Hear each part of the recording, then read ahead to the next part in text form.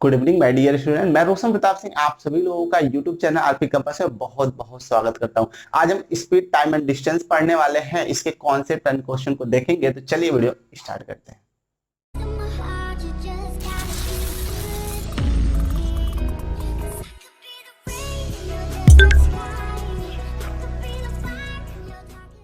चलेगा तो हम स्टार्ट करते हैं स्पीड टाइम एंड डिस्टेंस का कॉन्सेप्ट। तो कॉन्सेप्ट आप समझिएगा कि देखिएगा, स्पीड आप सभी लोग जानते हैं, स्पीड इक्वल टू होता है आपका डिस्टेंस अपॉन टाइम। ठीक है ना, सभी लोग जानते हैं। मतलब हम इसे बोल सकते हैं कि जो चाल होता है, ठीक है, जो चाल होता है वो बराबर होता है स्पीड, सॉरी, चाल बराबर किसके होता है, तो कहेंगे डिस्टेंस अपॉन टाइम, यानी दूरी बटे किसके, समय। ये बात समझ में आ गया? ठीक है।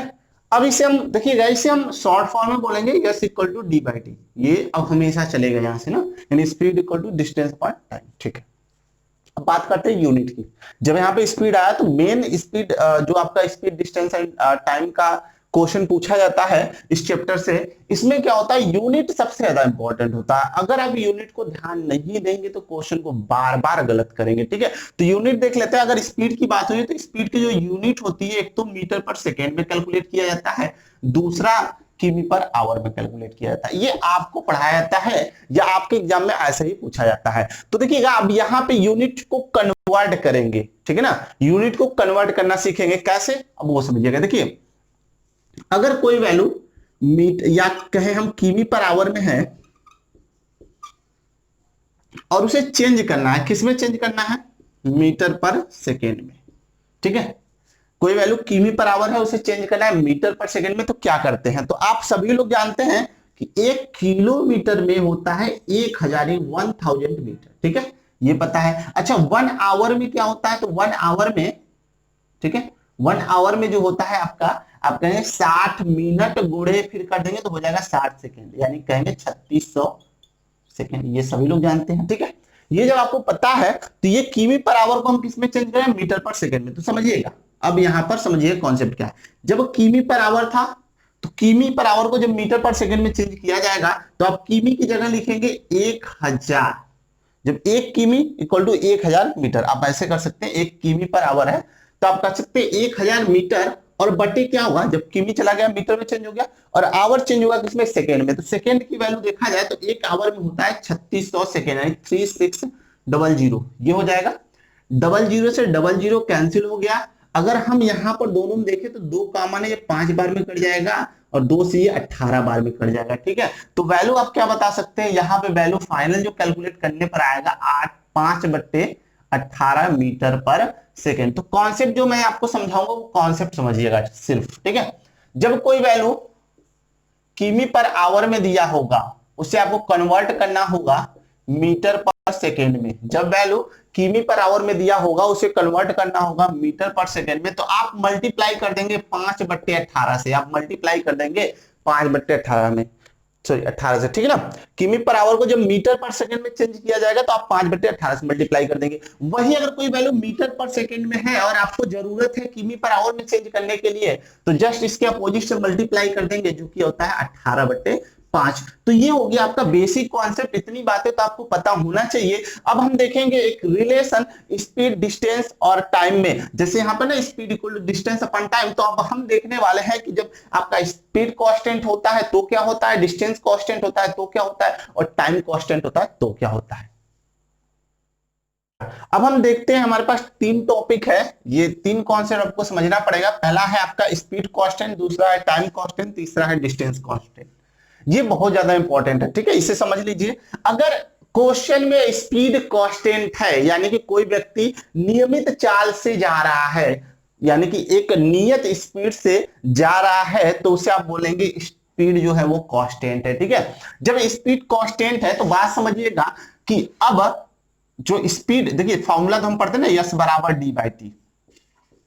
ठीक है, अब कोई व्यक्ति है जो कि ए से बी पर गया, कहां गया, ए से बी पर गया समान स्पीड से, और बी से ए पर आया उसी समान स्पीड से, यानी कि जो उसकी चाल थी मान लेते हैं 50 km पर आवर थी जाने का भी, और 50 km पर आवर उसका आने का भी था। तो इसका मतलब क्या हुआ, कहने का मतलब आपका स्पीड कांस्टेंट रहा। जब स्पीड कांस्टेंट रहा तो समझेंगे कि अब हमारा रिलेशन क्या बनेगा। तो हम मान लेते हैं S1 D1 T1 जाने की स्पीड, ठीक है, और आने की स्पीड S2 D2 और T2, ठीक है ना। जो फॉर्मूला बनेगा आप कहेंगे स्पीड S1 है तो इसके साथ D1 और T1 आएगा, स्पीड S2 है तो D2 और T2 आएगा। हालांकि हमने कहा S1 इक्वल टू S2 क्योंकि कांस्टेंट है, जब हम इस दोनों कांस्टेंट कर देंगे यानी इक्वल कर देंगे, कांस्टेंट है ना यानी बराबर है, तो आप कहेंगे दोनों को जब हम बराबर कर देंगे तो क्या होगा, तो कहेंगे D1 upon T1 equal to D2 upon T2। एक रिलेशन ये समझ में आ गया ना, ये रिलेशन याद रखना है आपको, ठीक है। क्या था रिलेशन, जब हमारा स्पीड कांस्टेंट है, जब हमारा स्पीड कांस्टेंट है तो क्या होगा D1 upon T1 equal to D2 upon T2, ठीक है। या हम यहां से क्या बोल सकते हैं, समझिएगा बात को, कि यहां से ये बोल सकते हैं D1 upon D2, D1 upon D2 cross multiply इसका इधर बराबर T1 अपॉन T2। कंडीशन कौन सा, स्पीड कांस्टेंट, ठीक है। स्पीड कांस्टेंट होगा तो डिस्टेंस, प्रारंभिक डिस्टेंस, ठीक है, और आप कह सकते हैं पहला डिस्टेंस और दूसरा डिस्टेंस एक दूसरे का अपान में होगा, पहला टाइम और दूसरा टाइम एक दूसरे का अपान में होगा। ये समझ में आ गया, तो दूसरे पर चलते हैं। अब वही व्यक्ति है जो कि A से B पर जाता है, अब उसको जाने में T1 समय लगा और आने में T2 समय लगा, और दोनों जगह T1 और T2 बराबर थे, यानी समय आपका बराबर लगा, यानी समय आपका कांस्टेंट है ना। जब समय कांस्टेंट होगा तो आप अगर इस फॉर्मूले को लिखेंगे तो आप ये भी लिख सकते हैं T1 equal to D1 upon S1, लिख सकते हैं कि नहीं। आप T को यहां कर दीजिए, S को यहां कर दीजिए, ठीक है। तो T1 इक्वल टू क्या होगा, D1 अपॉन S1, और T2 इक्वल टू क्या होगा, तो कहेंगे D2 अपॉन S2। अब क्या है, टाइम कांस्टेंट, दोनों को इक्वल करेंगे, तो D1 upon S1 equal to D2 upon S2। या हम क्या लिख सकते हैं, या इसे हम लिख सकते हैं कि D1 बाई D2 बराबर S1 बाई S2, ठीक है। बात समझ में आ गया, हमने D2 को यहां कर दिया, S2 को यहां ले गया, ठीक है। ये हो गया आपका कि अगर टाइम कांस्टेंट है तो D1 upon D2 equal to S1 upon S2 लिख सकते हैं। अब देखिएगा मोस्ट इंपॉर्टेंट, ठीक है, अब हमने कहा डिस्टेंस कांस्टेंट है, यानी कि जाने का A से B पर जाने का जो डिस्टेंस है वो D है, या D1 कह सकते हैं, और आने का डिस्टेंस D2 है, और कंडीशन ये है कि D1 और D2 आपस में बराबर है। जब ये बराबर हो गए तो यहां से एक फॉर्मूला ये भी होता है कि आप लिख सकते हैं distance equal to speed into time, लिख सकते हैं कि नहीं लिख सकते, इस टाइम का इसमें मल्टीप्लाई कर दिया जाएगा तो डिस्टेंस इक्वल टू क्या होगा, स्पीड इनटू टाइम। इसी को D1 S1 T1 कर लेते हैं, एक दूसरा हो जाएगा D2 equal to S2 multiply T2। D1 और D2 आपस में इक्वल है तो हम इक्वल कर देंगे, तो आप कहेंगे S1 और T1 equal to S2 T2, ठीक है। स्पीड को एक साथ कर लेते हैं, यानी कि यहां पर S1 by S2 equal to क्या आएगा, यस इसको इधर कर दिए ना, T1 इस साइड चला जाएगा तो कहेंगे T2 बाई T1। यहां पर ये चेंज होता है, इसे याद रखना है, किसमें चेंज होता है, तो कहेंगे डिस्टेंस में। जब डिस्टेंस कांस्टेंट होता है तो हमारा ये मोस्ट इंपॉर्टेंट है, S1 by S2 equal to होता है T2 बाई T1, यानी S1 के साथ, ठीक है, T2 आएगा, S2 क्या आएगा, T1 आएगा। तो ये बात समझ में आ गया। तो ये सारी चीजें, ये जनरल कॉन्सेप्ट था जो मैं आपको समझा दिया। तो अब इस पर क्या करेंगे, हम क्वेश्चन लगाएंगे। तो चलिए क्वेश्चन देखते हैं। चलिए क्वेश्चन नंबर फर्स्ट पे चलते हैं, इसको हम ट्रिक से लगाने वाले हैं। पहले इसका कॉन्सेप्ट समझेंगे। बात यहां पर यह है कि एक लड़का है जो कि 1 घंटे 20 मिनट में 10 किमी साइकिल से जाता है, ठीक है। तो बताना है 6 घंटे में वो कितनी दूरी जाएगा। जैसा कि 4 ऑप्शन दिख रहा है, 50 किलोमीटर, 55 किलोमीटर, 45 किलोमीटर और 40 किलोमीटर। तो क्या सही ऑप्शन होगा, इसके लिए ऑप्शन जरूरी है, क्योंकि आपको यह समझना होगा कि आपका डिस्टेंस जो है, जो ऑप्शन है वो किसमें है, किमी में है। तो आपको सारे यूनिट को किमी में ले जाना पड़ेगा, सॉरी किमी के साथ साथ आवर में ले जाना पड़ेगा। बात समझ में आ गया, यानी किमी और आवर साथ में रहेंगे। और अगर मीटर में रहता ऑप्शन, जैसे रहता 50 मीटर, 55 मीटर, 45 मीटर और 40 मीटर, तो आपको जो यहाँ पे यूनिट आवर और आपका क्या है किमी में दिखता है, उसको मीटर और सेकंड में चेंज करते हैं, क्योंकि मीटर के साथ ही सेकंड आता है और किमी के साथ क्या आता है, तो कहेंगे आवर आता है। तो सर चलिएगा पहले लिख लेते हैं क्या क्या दिया गया है। पहले दिया गया एक लड़का है जो कि टाइम दिया गया है T1, जो कि 1 घंटे और 20 मिनट में ये दूरी ट्रेवल करता है D1, जो कि है 10 किलोमीटर का। बात समझ में आ गया। तो पहला काम ये होगा कि हम इस मिनट को चेंज करेंगे आवर में, क्योंकि सारी यूनिट आवर में होनी चाहिए और यहाँ पे किमी में होना चाहिए। तो इसको चेंज तो करना नहीं है, सिर्फ इसको चेंज करना है। तो 1 प्लस ये तो ठीक है, इसको नहीं चेंज करना है। 20 बट्टे क्या होगा, देखिए जब भी मिनट को आप आवर में चेंज करेंगे आपको 60 से क्या करना होगा, डिवाइड करना होगा, ठीक है। तो 20 से ये कट जाएगा 3 बार में, तो आप बोल सकते हैं ये वैल्यू हो जाएगा 1 प्लस 1/3, जिसे आप बोल सकते हैं 4/3 आवर, ठीक है। अब इससे क्या हो सकता है, हम इससे स्पीड पता कर सकते हैं।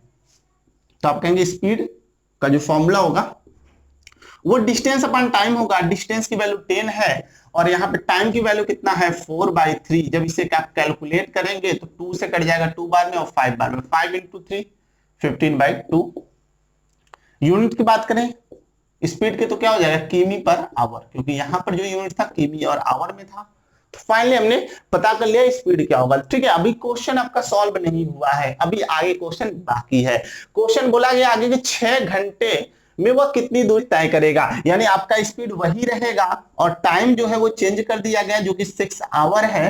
अब आपसे पूछ लिया गया D2 बताइए, ठीक है ना। आगे कहानी, इसके पहले कहानी ये था कि आपको T1 और D1 दिया था, आपने स्पीड फाइंड कर लिया, और उसके आगे कहानी ये है कि अब आपको T2 दिया गया है और आपको D2 बताना है। आपने S1 या कहें स्पीड जो है दोनों के लिए तो कांस्टेंट है ना, वही स्पीड है, तो स्पीड आपको पता है। तो आप फिर फॉर्मूला लगाएंगे कि डिस्टेंस इक्वल टू होता है स्पीड इंटू टाइम, होता है कि नहीं होता है, ठीक है। यहां पर अगर डिस्टेंस चाहिए तो आप क्या करेंगे, टाइम का स्पीड से मल्टीप्लाई कर देंगे। तो अब यहां पर स्पीड की वैल्यू क्या हो जाएगा, तो कहेंगे 15/2, यही तो है 15/2, और आवर कितना है 6। कैलकुलेशन है तो हम यहां से इसे कैंसिल करेंगे, 3 टाइम्स है 15 × 3 क्या हो जाएगा, ठीक है ना, क्या हो जाएगा 15 × 3 हो जाएगा 45। अब 45 ये यूनिट किस में आएगा, तो कहेंगे किमी में आएगा, क्योंकि डिस्टेंस जो है वो किमी में आएगा।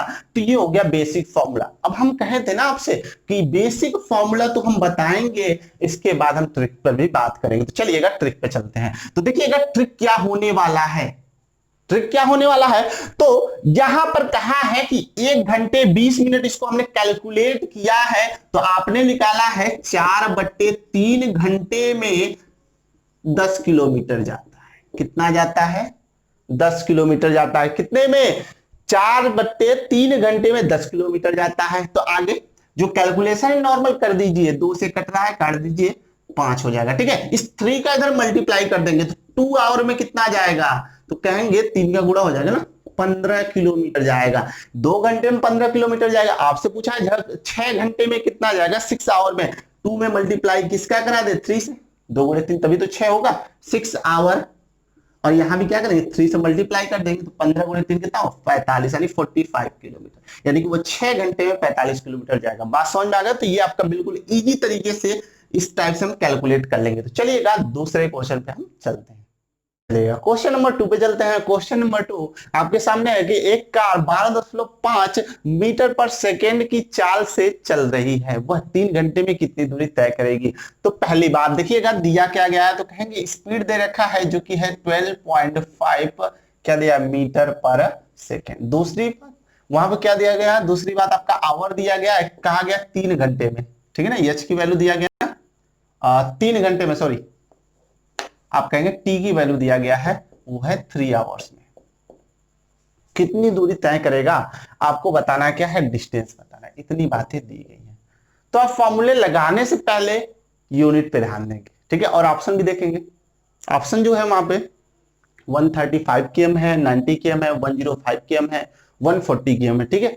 यानी कि ऑप्शन में किलोमीटर है, तो यहाँ पे जो डाटा है वो किलोमीटर और आवर में ही होना चाहिए। तो यहाँ तो मीटर पर सेकेंड में है ना, तो इसे आप चेंज करेंगे। जब वैल्यू मीटर पर सेकेंड में होता है उसे आप चेंज करते हैं किसमें, किमी पर आवर में। तो मैंने बताया था कॉन्सेप्ट में कि 18/5 से क्या करेंगे, मल्टीप्लाई करेंगे। आप यहाँ मल्टीप्लाई कर देंगे 12.5 मल्टीप्लाई 18/5, 5 से कट जाएगा, ये 2.5 आएगा, ठीक है। अब इसे हम कैलकुलेट करेंगे, ये हो जाएगा km पर आवर, ठीक है। अब इसे हम कैलकुलेट करेंगे। कैलकुलेट करने का तरीका सिंपल सा तरीका है कि ये देखिए 9, ठीक है ना, 2.5 मल्टीप्लाई 2 × 9 कर दीजिए, 9 दूनी 18 होता है ना। अच्छा 2.5 में जब 2 का मल्टीप्लाई करेंगे तो क्या हो जाएगा 5.0, यानी 5 और 9 45, ये हो गया, यानी 45 km पर आवर, ठीक है। ये हो गया आपका 45 km पर आवर। अब डिस्टेंस चाहिए तो आप कहते हैं डिस्टेंस इक्वल टू होता है स्पीड इनटू टाइम, बताइए यही होता है ना। तो अब स्पीड की वैल्यू क्या है, तो कहेंगे स्पीड की वैल्यू है 45 और टाइम कितना है 3 है। सिंपल सी बात है, मल्टीप्लाई करेंगे 135 किमी आ जाएगा, ठीक है ना। अब डायरेक्ट अगर इसे लगाना है, ये तो हो गया फॉर्मूले से ना, डायरेक्ट लगाना है तो देखिए इसी जगह से आ जाएगा, जैसे बोला गया ना 45 km पर आवर, बात समझिएगा। डायरेक्ट लगाना है तो फॉर्मूला भी नहीं यूज करना है तो समझिएगा। इस स्टेटमेंट का यानी इसका कहने का मतलब क्या है, ये कह रहा है कि 45 जो किलोमीटर है वो 1 घंटे में जाएगा, पर आवर है ना, यानी वो 1 घंटे में 45 किलोमीटर जाएगा। आप ये बोल सकते हैं कि 1 घंटे में 45 किलोमीटर जाएगा, तो आप आपको बताना है 3 घंटे में जाएगा कितना, तो आप 3 से गुणा कर देंगे ना, तो 3 घंटे में कितना हो जाएगा, यहाँ भी 3 से गुणा हो जाएगा तो हो जाएगा 135 किलोमीटर। ठीक है, बिल्कुल इजी तरीके से आप लगा सकते हैं। तो चलिएगा अगले क्वेश्चन पे अब हम चलते हैं। क्वेश्चन नंबर 3 पे चलते हैं। क्वेश्चन नंबर 3 आपका 15 मीटर पर सेकेंड की चाल से चलने वाली कार 45 किलोमीटर प्रति घंटे की चाल से चल रही कार द्वारा 9 घंटे में तय की गई दूरी को तय करने के लिए कितना समय लेगा। ऑप्शन देख लीजिए, ऑप्शन आपका है 6 आवर, 9 आवर, 7.5 आवर, 11.5 आवर, यानी ऑप्शन आपका आवर में दिया गया है। और यहाँ पे जो यस1 है, पहली स्पीड है वो दिया गया है 15 मीटर पर सेकेंड, यानी पहले जो कार की स्पीड है वो 15 मीटर पर सेकेंड है। तो इसे आप चेंज करेंगे ना किलोमीटर पर आवर में, तो 15 गुणे 18/5, ठीक ना। 5/18 नहीं होगा क्योंकि मीटर पर सेकंड को हम किमी पर आवर में चेंज कर रहे हैं, तो क्या करते हैं 18/5 से मल्टीप्लाई करते हैं, ये वैल्यू हो जाएगा किमी पर आवर में, ठीक है। अब 5 से जब काटेंगे तो 3 बार में 18 गुणे 3 कितना होता है, तो आप कहेंगे 54, 54 km पर आवर हो जाएगा। ये आपकी स्पीड हो जाएगी, पहली स्पीड हो जाएगी। आगे पढ़ेंगे तो दूसरा कार है जिसकी स्पीड s2 होगा, जो कि दिया गया 45 km पर आवर, ठीक है। और आगे दिया गया एक समय जिसे बोलेंगे T2, क्योंकि दूसरे कार का समय है तो उसे T2 ले लेते हैं जो कि 9 आवर है। अब बनाएंगे कैसे क्वेश्चन को, तो देखिएगा आगे क्वेश्चन में यही बोला है कि तय की गई दूरी को तय करने के लिए, यानी कि दूसरे कार द्वारा जो दूरी तय की जाती है उसी दूरी को पहली कार तय करेगी, तो कितना समय लगेगा। तो हम अब यहां से इन दोनों डाटा से ये ज्ञात करेंगे कि दूसरी कार है उसने कितनी दूरी चला, ठीक है ना। ये हम फार्मूले से लगा रहे हैं, उसके बाद इसका जो ट्रिक होगा उसे भी देखेंगे। तो समझिएगा, आप कहेंगे ना कि आपको डिस्टेंस चाहिए तो आप कहते हैं स्पीड इनटू टाइम होता है, यानी आप कहेंगे 45 गुणे 9 किलोमीटर आपका क्या होगा, डिस्टेंस। सिंपल सी बात है, यही तो होगा, यस टी 45 9, ठीक है। अब तो डिस्टेंस मिल गया, अब हमें क्या चाहिए था, टाइम चाहिए था, यानी हम कहेंगे ना T1 हमसे पूछा गया था, तो T1 इक्वल टू क्या कहेंगे, आप कहेंगे T1 equal to D upon S, S2 नहीं S1, पहले कार की स्पीड हो जाएगी ना। D की वैल्यू है 45 इंटू 9 और S2 की वैल्यू कितना है 54। 9 से काट दीजिए 6 बार में कट जाएगा। और अगर हम बात करें, देखिए ये 9 से कट गया 6 बार में, अगर हम बात करें इसको 3 से काटने की तो ये 2 बार में और ये 15 बार में। अब 15/2, ठीक है, जिसे आप कैंसिल करेंगे तो 7.5। अच्छा ये क्या निकाला है आपने, टाइम निकाला है, तो टाइम किस में आ जाएगा, आवर में आ जाएगा। ये बात समझ में आ गया। तो ये हो गया इसका फॉर्मूला। इसका जो ट्रिक था वो भी समझ लीजिए, ठीक है। ट्रिक क्या था, हमने कहा था कि जब डिस्टेंस कांस्टेंट होता है तो S1 upon S2 equal to होता है T2 अपान T1, ये बात तो याद है ना। तो अगर S2 और S1 की बात करें तो S1 की जो वैल्यू रखेंगे यहाँ पर, वो S1 की वैल्यू हो जाएगा 54 और S2 की वैल्यू कितना है, तो S2 की वैल्यू आप कहेंगे 45 है। दोनों में 9 कॉमन है, ये 6 बार में कट जाएगा, ये 5 बार में कट जाएगा, ये 6/5 आएगा। यानी आप कहेंगे T2 अपान T1 का जो रेशियो आया है वो कितना है 6/5, क्योंकि S1 और S2 की जगह पर रखा गया है 54 और 45, 6 और 5 आ गया। अब T2 की वैल्यू क्वेश्चन में दे रखा है जो कि 9 आवर है, यानी 6 जो है वो 9 आवर बताया जा रहा है। 6 की वैल्यू कितना है 9 आवर है, तो 6 में ऐसा क्या मल्टीप्लाई कर दे कि ये हो जाएगा 9 आवर। तो आप कहेंगे 3/2 से, नहीं समझ में आता है तो 9/6 कर दीजिएगा। 9 क्या करेंगे आप 9/6 कर देंगे, ठीक है, जो कि आ जाएगा 3/2। इसी को क्या कर देंगे मल्टीप्लाई, यानी 6 गुणे 3/2 करेंगे तभी तो 9 आएगा। अब उसका सेम जो इसमें मल्टीप्लाई करेंगे इसमें भी वही मल्टीप्लाई करेंगे, तो इसे आप जब सॉल्व करेंगे तो आपको कितना आएगा 7.5 आवर, ठीक है ना। तो ये आपका सेकेंड कॉन्सेप्ट था जो कि आपका ट्रिकी, जो मैंने आपको कांस्टेंट का रिलेशन बताया था उससे लगा लिया, और ये आपका फॉर्मूला जो है जनरल में उससे हो गया। तो चलिएगा अब हम चलते हैं क्वेश्चन नंबर 4 की तरफ। चलिएगा क्वेश्चन नंबर 4 पे चलते हैं। क्वेश्चन नंबर 4 क्वेश्चन नंबर 3 की तरह है। क्वेश्चन है आपका, एक कार की चाल 20% कम हो जाती है तो गंतव्य तक पहुंचने के लिए कार को 10 मिनट अधिक समय लगते हैं।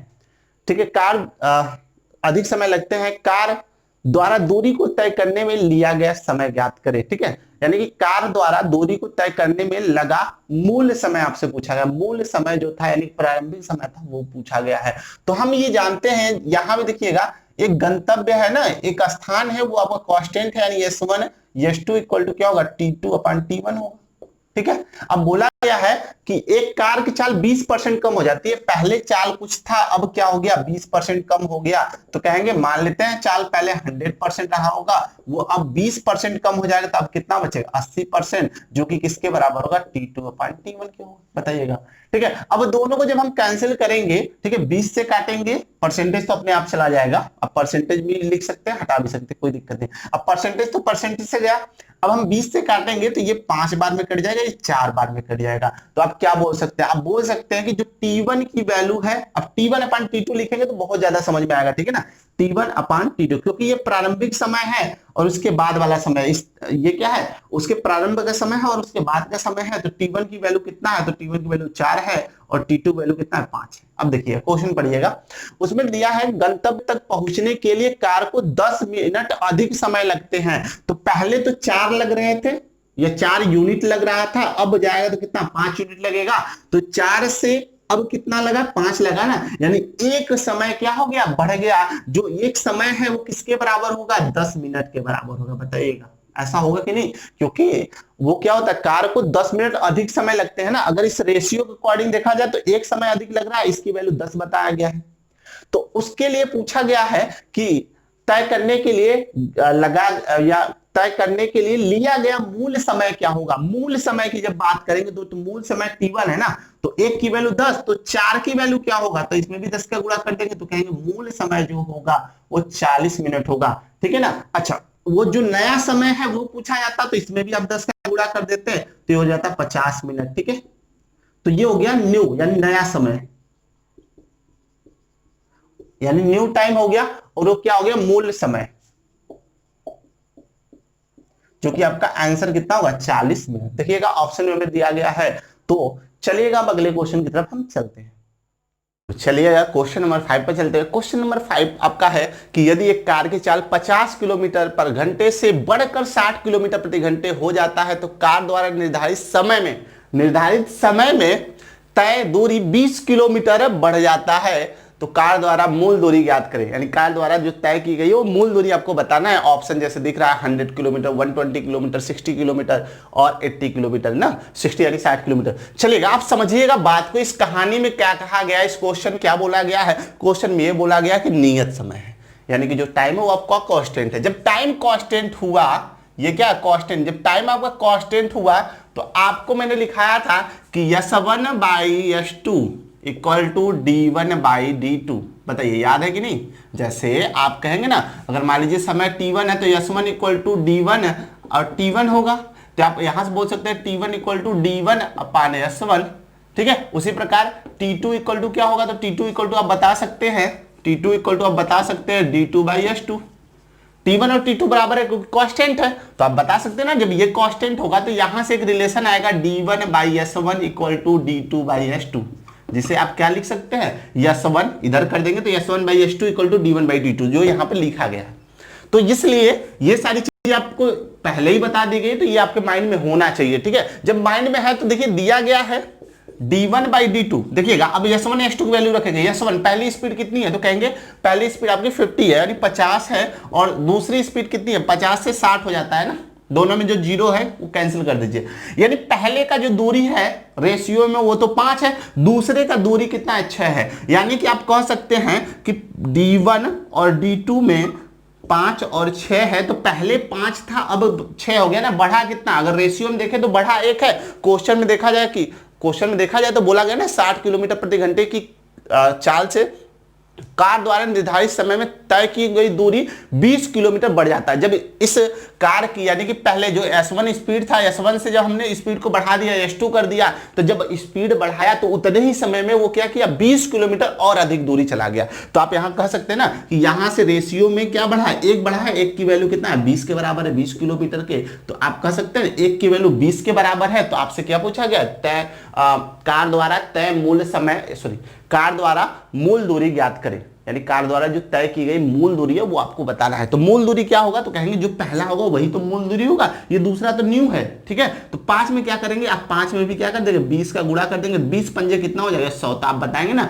आंसर कितना हो जाएगा, 100 किलोमीटर। आंसर कितना आ जाएगा, 100 किलोमीटर। देखिएगा बिल्कुल इजी है क्वेश्चन, बस आपको सारी चीजें समझना होगा। तो आइएगा अगले क्वेश्चन में चलते हैं। अगले क्वेश्चन की तरफ बढ़ने से पहले हम एक कॉन्सेप्ट समझा देना चाहते हैं आप लोगों को, एवरेज स्पीड का, यानी औसत चाल का। तो आप सभी लोग जानते हैं कि एवरेज स्पीड यानी औसत चाल बराबर होता है कुल दूरी यानी टोटल डिस्टेंस अपान कुल टाइम यानी कुल समय यानी टोटल टाइम, ठीक है। एवरेज स्पीड इक्वल टू होगा total distance upon total time, ये होता है। अच्छा, ये एवरेज स्पीड होता क्या है, जैसे एक व्यक्ति है जो कि ए से बी की तरफ जाता है, ठीक है। मान लीजिए वो 30 किलोमीटर प्रति घंटे की चाल से, या 30 को छोड़िए, नंबर छोड़िए, हम मान लेते हैं S1 स्पीड से जो है वो क्या करता है, S1 किलोमीटर प्रति घंटे की चाल से वो क्या करता है, ए से बी की तरफ जाता है। उसके बाद बी पर पहुंचने के बाद और यहां से फिर क्या करता है, S2 यानी वो अपनी चाल को चेंज कर देता है, S2 किलोमीटर पर आवर की स्पीड से फिर वो ए की तरफ आता है। तो आपसे ये पूछा जाता है कि पूरी यात्रा में यानी यहां से जाने और आने में, ठीक है, जो उसका चाल रहा उसका एवरेज क्या होगा, यानी जो स्पीड है उसका एवरेज क्या होगा वही बताना होगा। यानी कि गया यहां से बी पर और बी से यहां पर आया है, तो आपको बताना होगा कि इनका औसत चाल यानी एवरेज स्पीड क्या रहा, ठीक है। तो समझिएगा, जैसे अब एक सिंपल सा एग्जांपल मैं बता रहा हूं, ठीक है। जैसे आप बाइक चलाते हैं, जब आप बाइक चलाते हैं तो आप कहते हैं हमारा जो बाइक है उसका माइलेज जो है वो औसतन 50 किलोमीटर दे रहा है। इसका मतलब ये हुआ कि अगर सड़क खराब होगी तो भी गाड़ी चलेगा, लेकिन जो आपका माइलेज होगा वो कम हो जाएगा ना। वही फ्रेश रोड होगा, अगर उस पर आप बाइक चलाएंगे तो जो आपका माइलेज होगा वो अधिक हो जाएगा। यानी कहने का मतलब अगर हम खराब सड़क पर जा रहा है उसके बाद आपका अच्छी सड़क मिल गई तो इसके बीच का जो एवरेज हमारा रहेगा डिस्टेंस वो कितना होगा, 50 किमी, आप ऐसा ही कुछ बोलते हैं। तो वही औसत होता है, सबको मिलाकर जो एक वैल्यू फाइंड करते हैं वही आपका एवरेज हो जाता है, ठीक है। तो अब समझिएगा हम इसको कैसे फाइंड करते हैं। तो हमने कहा था औसत चाल कभी भी निकालना होगा, आपको कुल दूरी पता होना चाहिए और कुल समय पता होना चाहिए। कुल दूरी में कुल समय का आप क्या कर देंगे, डिवाइड कर देंगे, भाग दे देंगे, मिल जाएगा। तो अब समझिएगा, मैंने कहा एक व्यक्ति है जो कि S1 स्पीड से B की तरफ जाता है, तो मान लीजिए जाने में उसे T1 समय लगता है और दूरी हम मान लेते हैं कि A और B के बीच की दूरी D है, ठीक है ना। क्या कहा मैंने, एक व्यक्ति है जो S1 स्पीड से जाता है B की तरफ और उसे T1 आवर बोल सकते हैं कि T1 आवर लगते हैं B पर पहुंचने में। और वो व्यक्ति जब B से निकलता है S2 स्पीड से तो वो A2 पर आने में T2 का समय लेता है, T2 आवर का समय लगता है, और दोनों के बीच का जो दूरी होगा वो तो उतना ही होगा ना, यानी D ही होगा। तो अब हम बात करते हैं कुल दूरी का, यानी टोटल डिस्टेंस। टोटल डिस्टेंस की बात करेंगे तो जाने का D और आने का D, बताइएगा D प्लस D, तो कहेंगे टोटल डिस्टेंस तो 2D है। अब निकाल लेते हैं टोटल टाइम। तो देखिएगा टोटल टाइम में पहले हम T1 निकालेंगे फिर T2 निकालेंगे फिर दोनों को ऐड कर देंगे ना। अगर टोटल टाइम की बात करेंगे तो आप कहेंगे T1 प्लस T2 हो जाएगा। बोलिए, T1 जाने का और T2 आने का। अच्छा, तो T1 की वैल्यू भी तो पता होना चाहिए। अगर यहां से फाइंड करें तो आप कहेंगे समय बराबर time equal to distance upon speed होगा, तो डिस्टेंस आप कहेंगे D होगा और स्पीड क्या होगा, S1 होगा। उसी प्रकार अगर यहां से T2 निकाला जाएगा तो D अपॉन S2 हो जाएगा। डिस्टेंस तो दोनों के लिए कांस्टेंट है ना। तो अब हम यहां पे बोल सकते हैं T1 की वैल्यू हो जाएगा D बाई S1 और T2 value D by S2। इसे अगर आप कैलकुलेट करेंगे तो कैलकुलेट अगर आप करना चाहते हो तो इसे कैलकुलेट किया जाएगा। तो आप कहेंगे D को कॉमन ले लेते हैं, 1 बाई S1 1 बाई S2 कर देते हैं। फाइनल इसका जब कैलकुलेशन किया जाएगा देखिए क्या मिलने वाला है, D और यहां पर ये S2 इधर आ जाएगा, S1 इधर आ जाएगा, ठीक है। तो आप कहेंगे S2 plus S1 by S1 S2, या इसे आप लिख सकते हैं D S1 plus S2 by D, ठीक है ना। ये हो गया। इतनी बात समझ में आ गई। तो अब आपसे क्या पूछा गया था, एवरेज स्पीड। तो अब देखिएगा हम फॉर्मूला निकालते हैं यहां से, कैलकुलेट करते हैं। टोटल डिस्टेंस आपका कितना हो गया, तो कहेंगे 2d हो गया हमारा टोटल डिस्टेंस, कुल दूरी। और टोटल टाइम कितना लगा, तो कहेंगे आप d, और यहां पर है, ठीक है, यहां पर कितना है d, s1 प्लस s2 अपन s1 s2। अब अगर d देखा जाए दोनों में कॉमन है, कैंसिल हो जाएगा। तो अब यहां से आपको मिलने वाला है जो एवरेज स्पीड आएगा, ये s1 s2 ऊपर चला जाएगा, तो 2 s1 s2 अपान क्या होगा, s1 प्लस s2। यानी कि आप कह सकते हैं कि जो एवरेज स्पीड का फॉर्मूला होता है, as का फॉर्मूला होता है, वो क्या होता है, average speed equal to 2 s1 s2 upon s1 plus s2। s1 s2 क्या है, तो s1 है पहली स्पीड और s2 क्या है, दूसरी, यानी कि लौटने का स्पीड है। अच्छा, ये फॉर्मूला कब अप्लाई करेंगे वो भी ध्यान रखिएगा। ये फॉर्मूला तब अप्लाई करेंगे जब दोनों जगह डिस्टेंस क्या होगा, इक्वल होगा, यानी डिस्टेंस जो हमारा कांस्टेंट होगा। अगर बोला जाए मोहन ए से बी तक जाने में, या कह सकते हैं कि मोहन जो है ए से बी की तरफ जाता है 30 किलोमीटर प्रति घंटे से, और बी से ए की तरफ आता है 40 किलोमीटर प्रति घंटे में, यानी अब उसका औसत चाल यानी एवरेज स्पीड बताइए। तो डायरेक्ट आप इस फॉर्मूले में रख देंगे वैल्यू को, क्योंकि यहां पे जो डिस्टेंस था वो क्या था, कांस्टेंट था। अगर डिस्टेंस कांस्टेंट नहीं होता है तो आप जैसे प्रोसेस कर रहे थे इस तरह से लगाएंगे और बिल्कुल इजी तरीके से आ जाएगा। तो चलिएगा इस पे क्वेश्चन देख लेते हैं। चलिए क्वेश्चन नंबर 6 पे चलते हैं। क्वेश्चन नंबर 6 आपका दिया है, एक आदमी अपनी यात्रा के 60 किलोमीटर की दूरी जो है 40 किलोमीटर प्रति घंटे की चाल से और 90 किलोमीटर की दूरी 60 किलोमीटर प्रति घंटे की चाल से तय करता है। तो आदमी का औसत चाल ज्ञात करें। ठीक है ना, ध्यान दीजिएगा, हम कह रहे हैं कि एक आदमी है जो स्टार्टिंग यानी प्रारंभिक 60 किलोमीटर की दूरी जो है वो कितने 40 किलोमीटर प्रति घंटे की चाल से तय करता है। ठीक है ना, ये हो गया आपका D1 क्यों, और ये हो गया आपका S1। ठीक है, यही बात बोला गया कि एक आदमी अपनी यात्रा के 60 किलोमीटर की दूरी 40 किलोमीटर प्रति घंटे की चाल से तय करता हो और 90 किलोमीटर की, यानी कि जो दूसरी दूरी है वो है 90 किलोमीटर की। दूसरी दूरी कितने की, 90 किलोमीटर की दूरी है, जो कि 60 किलोमीटर प्रति घंटे की चाल से तय करता है। ये बात यहां पर दे रखा है। ठीक है, तो आप कहेंगे पहली दूरी 60 है, दूसरी दूरी 90 है, पहला चाल 40 है, दूसरा चाल 60 है, तो यहां पे क्या डिस्टेंस कांस्टेंट है, तो कहेंगे डिस्टेंस कांस्टेंट नहीं है। अगर डिस्टेंस कांस्टेंट यहां 60 होता, यहां 60 होता, तो ये S1 और S2 से हम लगा देते 2S1 S2 अपन S1 प्लस S2, जैसा हमने बताया था। नहीं है तो क्या करेंगे, हम पहले टोटल डिस्टेंस निकाल लेंगे। टोटल डिस्टेंस हो जाएगा D1 प्लस D2। ध्यान समझिएगा, D1 प्लस D2 यानी कि 60 प्लस 90 कितना हो जाएगा, 150 किलोमीटर की दूरी ये आ जाएगा। अब हम बात करते हैं टाइम का। तो टाइम अगर हम T1 यहां से कैलकुलेट करें तो देखिएगा T1 जो होगा वो क्या हो जाएगा, टाइम की बात करते हैं ना, T1 equal to distance upon speed, यानी स्पीड 40 हो गया। आप बोल सकते हैं इसे कैलकुलेट करेंगे, 20 से काटेंगे 3 बार में, 20 से कटेगा 2 बार में। T2 निकाल लेते हैं। T2 क्या होगा, 90/60, इसको काट दीजिए 30 से 3 बार में और 30 से 2 बार में। अब हम निकालेंगे टोटल टाइम जो कि होता है T1 प्लस T2। तो T1 की वैल्यू कितना है, तो T1 की वैल्यू अब बताएंगे 3/2 प्लस T2 की वैल्यू क्या है, तो वो भी 3/2 है। ये हो जाएगा टोटल। आप इसे कैलकुलेट करेंगे तो 6/2, जिसे आप बोल सकते हैं 3, यानी 3 घंटे आप बोल सकते हैं, कोई दिक्कत नहीं। टोटल टाइम भी मिल गया, टोटल डिस्टेंस मिल गया। अब हम निकालेंगे एवरेज स्पीड। जब एवरेज स्पीड निकालेंगे तो टोटल डिस्टेंस कितना 150 और टोटल टाइम की बात करेंगे जो कि है 3, कैंसिल होगा, कितना आएगा 50 किलोमीटर, यानी कि आप कहेंगे 50 किलोमीटर प्रति आवर आ जाएगा ना, क्योंकि आप एवरेज स्पीड निकाल रहे हैं, यानी औसत चाल जो आएगा वो 50 किलोमीटर प्रति घंटे आ जाएगा। तो चलिएगा अगले क्वेश्चन पे हम चलते हैं। क्वेश्चन नंबर 7 पे चलते हैं। क्वेश्चन नंबर 7 आपका दे रखा है।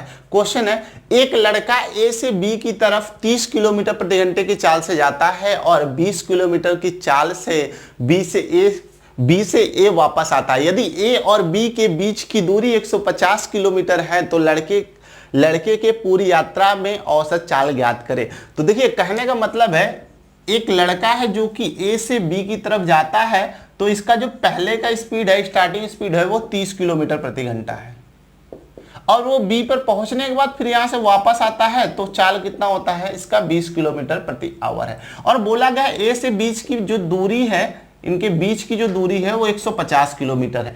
तो अगर ए से बी पर गया और बी से ए पर आया तो इनके बीच का जो डिस्टेंस है वो तो कांस्टेंट हो गया ना। डिस्टेंस कांस्टेंट हो गया तो हमने एवरेज स्पीड निकालने के लिए बताया कि आप कर दीजिएगा 2s1 s2 upon s1 plus s2। Simple सी बात है। जब दोनों के बीच का डिस्टेंस यानी दूरी बराबर होगा तो हम ये फॉर्मूला अप्लाई कर देंगे, तो इस दूरी का कोई मतलब नहीं है जो दिया गया है। हम क्या करेंगे, 2 इंटू S1 की वैल्यू कितना है, तो कहेंगे 30 हो जाएगा। ये मान लेते हैं S1 है ना, और ये मान लेते हैं S2 है। 30 गुणे 20 बट्टे, ठीक है, और क्या करेंगे 30 प्लस 20, ये हो जाएगा। मल्टीप्लाई कराइए, देखिए मल्टीप्लाई कराएंगे तो अभी मल्टीप्लाई नहीं कराते हैं, बाद में कैंसिल कर लिया जाएगा। 2 गुणे 30 गुणे 20 बट्टे 30 20 कितना हो जाएगा, 50 हो जाएगा। 0 से कैंसिल कर दीजिए 0 को, और 5 से काट दीजिए 6 को, 6 पंजे 30 होता है। तो अब हो गया 6 गुणे 2 12 गुणे 2 कितना हो जाएगा, कहेंगे 24 किलोमीटर प्रति आवर। जो आपका एवरेज स्पीड यानी औसत चाल आएगा वो 24 किलोमीटर प्रति घंटा आ जाएगा, ठीक है ना। तो चीजें समझ में आ गई। तो चलिए अब अगले कॉन्सेप्ट पर चलने से पहले हम जान लेते हैं, ठीक है ना, अगले क्वेश्चन पे चलने से पहले हम जान लेते हैं कि एक कॉन्सेप्ट है सापेक्ष चाल यानी रिलेटिव स्पीड का। तो ये क्या होता है, तो समझिएगा, अगर सेम डायरेक्शन और अपोजिट डायरेक्शन क्या होता है, जैसे दो व्यक्ति या दो कार है, दो ट्रेन है, वो अगर चल रहे हैं एक दूसरे के सापेक्ष, एक दूसरे के साथ चल रहे हैं, चाहे वो अपोजिट डायरेक्शन में हो सकता है या वो सेम डायरेक्शन में होता है, तो उस कंडीशन में हम निकालते हैं रिलेटिव स्पीड यानी सापेक्ष चाल। सापेक्ष चाल 2 या 2 से अधिक पर निकाला जाएगा, ठीक है ना। तो यहां पर फिलहाल हम 2 की बात करते हैं और 2 से ही हम पढ़ते हैं, तो 2 का क्वेश्चन ही पूछा जाता है एग्जाम में। तो सापेक्ष चाल हम सेम डायरेक्शन पे देखेंगे। मान लीजिए एक कार ए है और दूसरी कार बी है जो कि समान दिशा में जा रही है। ये इस दिशा में जा रहा है और ये इस दिशा में जा रहा है, और दोनों के बीच का जो दूरी है वो समान है, ठीक है ना। तो अब क्या होगा, अगर कार ए जो है इसकी स्पीड अधिक होगा तभी ये जो कार बी है इसको ये क्या कर जाएगा, पकड़ पाएगा। यानी ये स्पीड S1 जो है अधिक होगा और S2 कम होगा, तो ये क्या करेगा, ये D दूरी कवर करेगा तो इसे क्या करेगा, पकड़ लेगा या इसको क्रॉस कर जाएगा। जैसे आप देखते हैं ना कि अगर आप बाइक चला रहे हैं और एक दूसरा व्यक्ति बाइक चला रहा है, वो आपसे आगे होता है, आप अपनी स्पीड बढ़ाते हैं, फिर आप उसको पीछे छोड़कर आप आगे निकल जाते हैं। तो वही कॉन्सेप्ट अप्लाई होता है सापेक्ष चाल यानी रिलेटिव स्पीड का। यहां पे हम निकालते हैं कि स्पीड क्या होता है, यानी ये जो इन दोनों के बीच का डिस्टेंस है। मान लीजिए आप बाइक चला रहे हैं और दूसरा व्यक्ति चला रहा है, वो आपसे 100 मीटर की दूरी है प्यार है। अब वो आप चाहते हैं कि हम उसे कवर करके उसके साथ चले, तो आप वो 100 मीटर की दूरी को, यानी मान लेते हैं 100 मीटर की जो दूरी है, इसको दूरी को कवर करने के लिए इससे अपनी बाइक की स्पीड क्या करेंगे, अधिक करेंगे तभी इसको आप पकड़ पाएंगे। तो समझिएगा कि जो रिलेटिव स्पीड होता है यस क्या होता है, तो कहेंगे S1 माइनस S2।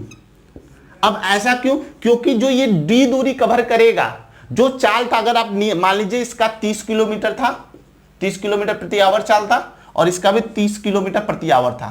अगर ऐसा चाल होता तो ये दोनों एक दूसरे से कभी मिल ही नहीं पाते।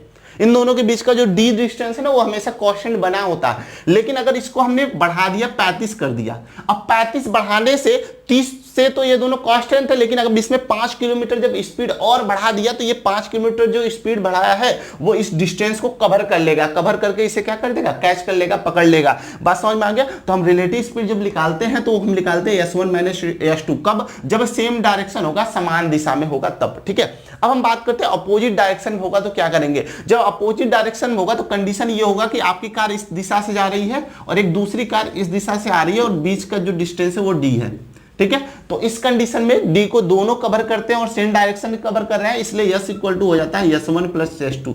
यानी कि देखिएगा, ये याद रखिएगा, जब बात करते हैं अपोजिट डायरेक्शन यानी कि विपरीत दिशा से दोनों जब एक दूसरे की तरफ आते होते हैं तो स्पीड जुड़ जाता है और वही समान दिशा से चलते रहते हैं, यानी कि यहाँ से सेम डायरेक्शन में एक ही दिशा में दोनों आगे जा रहे हैं, तो वहां पे क्या होता है, हमारा रिलेटिव स्पीड जो होता है वो माइनस हो जाता है। तो चलिएगा इस पे हम क्वेश्चन देख लेते हैं। चलिएगा क्वेश्चन नंबर 8 की तरफ चलते हैं। क्वेश्चन नंबर 8 आपको दिया है, एक हाईवे पर दो बिंदु ए और बी के बीच की दूरी 70 किलोमीटर है। पढ़ते जाइए क्वेश्चन और बनाते जाइए।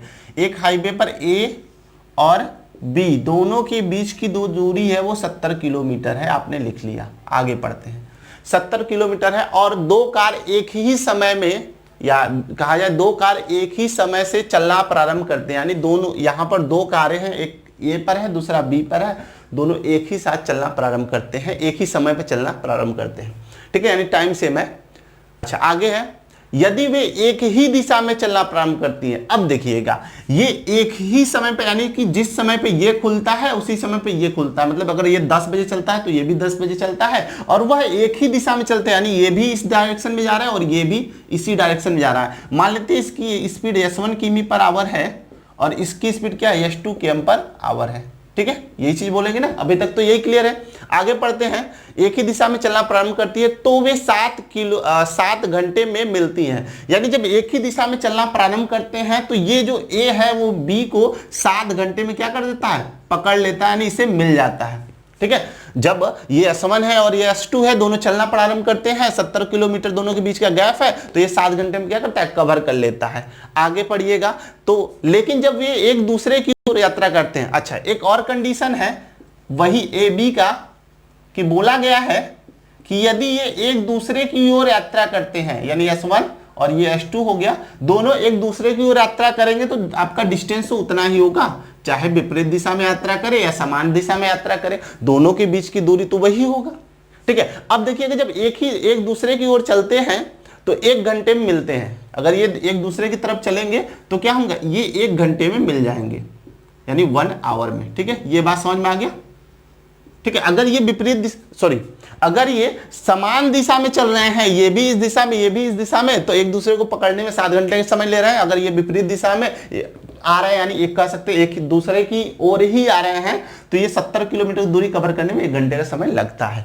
तो पूछा गया है कि दोनों कार की चाल ज्ञात करें। ठीक है ना, दोनों कार की चाल आपसे पूछा गया, तो कैसे निकालेंगे, देखिएगा। अगर रिलेटिव स्पीड, यहां पर रिलेटिव स्पीड की बात करेंगे तो आप कहेंगे S1 माइनस S2 हो जाएगा, तो आप कहते हैं speed equal to distance upon time होगा, तो यहां पे RS कर लीजिएगा, रिलेटिव स्पीड।